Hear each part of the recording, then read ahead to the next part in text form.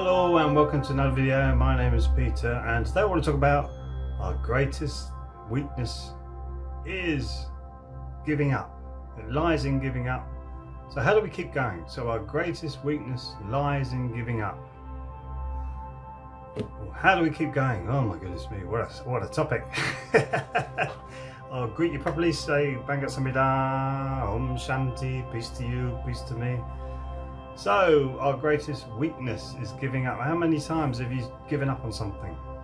Maybe even a human being, given up on a human being, but given up on something like a dream that you had. Yes, we give up on our dreams. One thing that I did not give up on was being a musician when I was younger. I had the tenacity to keep going, even though at points I wasn't really pushing it as hard as I should have been pushing it. I was still thinking about it in the back of my head going, how am I going to get there? How am I going to get there? If I needed money, I did that. I got into a great job. I was having a mortgage and everything like that. Mortgage death knot binds you to the box that you're living in, and which it was. Lovely box, but it was a box. And I realised that wasn't really my passion, because I kept on thinking, I want to be a musician, I want to be a musician, I want to be a musician. It came to the point where I was becoming unwell with the great sales job that I had, which was loads of money coming in, and I was becoming unwell because I was not fulfilling my passion. So I gave up that job, which was a good thing, but I hadn't given up on the ideal of becoming a musician, the idea, the passion that I had, and I gave up everything and posted the keys through the estate agents, letterbox, and said, no, I'm not doing this anymore, and then became a musician, just declared myself as a musician, and that was a wonderful journey that took 10 years to get through, and I did nothing else but music, which was a wonderful place to be, absolutely wonderful. It was a Mickey Mouse fairy tale almost, not because of the money, because the money sometimes was completely abundant, other times it was nothing. So you got this roller coaster ride. So what kept me going was the passion of me wanting to do this full time, actually give 100% to it, and get enough knowledge that people would want me around for my musical skill and technical ability. So I used to do many recording sessions, and people used to know me for coming in, sit down, you do recording, you usually get it, someone will give you the chord sheet, you look at the chord sheet, you listen to the track 2 or 3 times, you go, okay, push record, and you usually get it in 1, maybe 2, maybe 3 takes. If it took 3 takes, people will go, what's up with you today? Give me a break. That's how on the ball I was, absolutely 100% on the ball. That's how I kept going, because I kept pushing myself forward all the time. And that's why I didn't give up with music, because I thought, I'm good at this, I can do this. But if it was starting to dry up in a certain aspect of it, I would move it to another position where I'd learn backing vocals and push myself with that. Doing much the same thing now with my business as Qigong instructor, body and brain instructor. There was times when I was first started, and you set your class up and the room would be empty. You go, oh goodness me. And you're teaching alien concepts to Western people, alien concepts, but then I started to work out actually a lot of our expressions come from Eastern philosophy, like cool head. That's the ideal position for your head with your energy. So your cool energy comes from your kidneys. So if you can learn to harness the energy of your kidneys, you can push that up, your kidney meridian to the back of your head. Your back of your head becomes like a fridge. That's where the expression cool head comes from. Wow, that guy or that girl's got a cool head. That's what your brain should be, cool. It shouldn't be warm when it's working. One of the problems with our society today is too much in the head, gets too hot, and we have that fire. We should have the fire down in our belly. And don't start to realise that. That's one of our sayings in the West, fire in the belly. He or she's got fire in the belly, really passionate fire in the belly.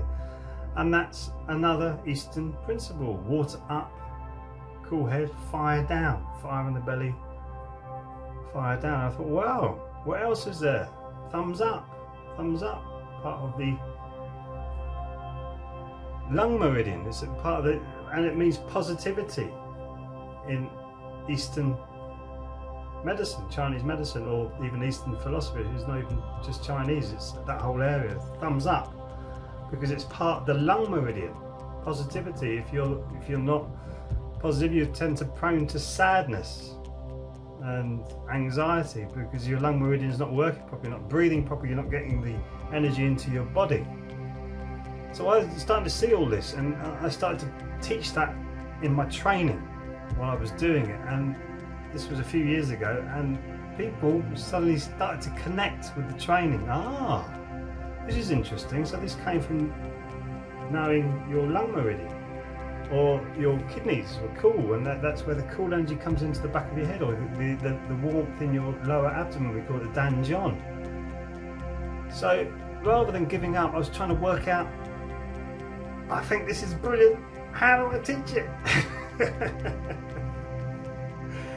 It would have been so easy to give up and just try and find something else. Maybe I was trying to do musical scores at the time, and I was thinking, oh goodness me, look at the composition there, look how brilliant some of these musicians are. I'm not so great at keyboards, not that you need that so much these days, but it really does, it is helpful. If you want to write a beautiful piano piece and see someone doing it in 2 minutes, it would take me 5 hours. You know, and the money you get back from getting scores on TV and stuff like that can not always be that good. It's not always that big for the amount of time that you spend on it, unless you're quick.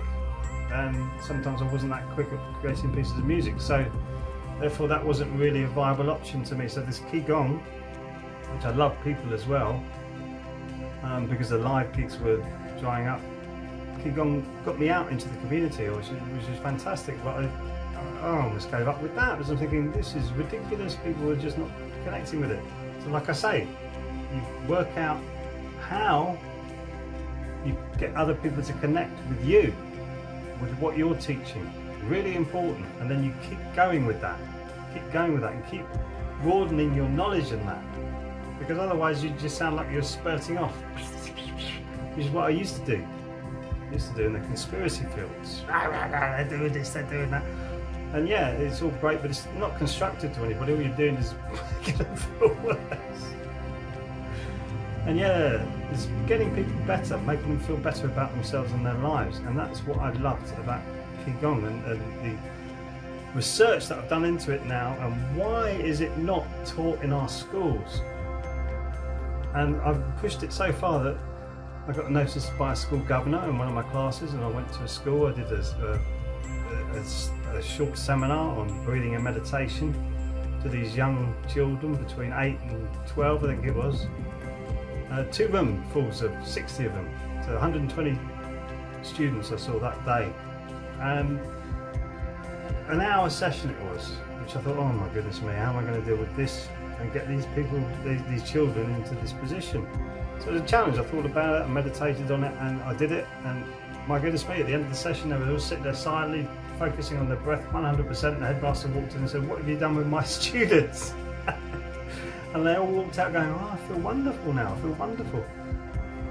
Job done. It was the pressure of pushing me to do this properly, rather than thinking, oh, I'll do this, I'm going to give up.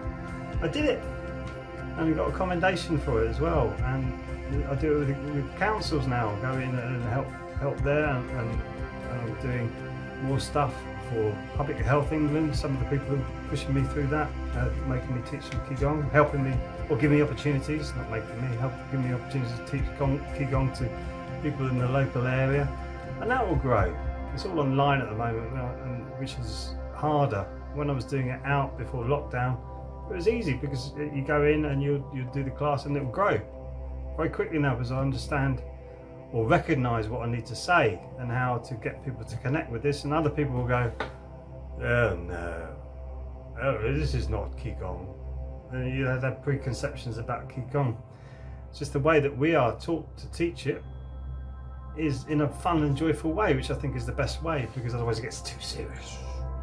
And that's why I like David Dorian Ross with his Tai Chi Fit. He said, well, we can go this way or we can go that way, and he's very light and funny about it. And it's lovely. It's great to follow him. He's a lovely personality. That's what I aspire to be like, is to have fun with it rather than taking it all too serious. But the actual seriousness is the training. It's your perception of it. Once you get into that lighter hearted mood of actually working your body a little bit, it becomes easier, that bit, and then the actual meditation and focusing on the energy of the body becomes easier. And so that's kept me going through this, all of this, the breakdown of the company with the lockdown and everything like that. It's kept me going because I really want to do this. So the passion really is the rescuer of you for your weakness, to make you want to give up what you're doing. Give up all the bad habits, get rid of all of them. Give up all the bad people, get rid of them all. Go for the strong, positive things that you want to do with your life, because it's your life. You're the star of your life, always, always, always the star of your life. And you be the star, and you move your life where you want to be, where you want it to be. And don't give up. Never give up. That's how you keep going. It's the passion. I want to do this. I want to help more people. Like I said in the last video or the video before, don't look to earn $1 million, look to serve $1 million. And you go far. Thanks for watching, and I'll see you in the next video. So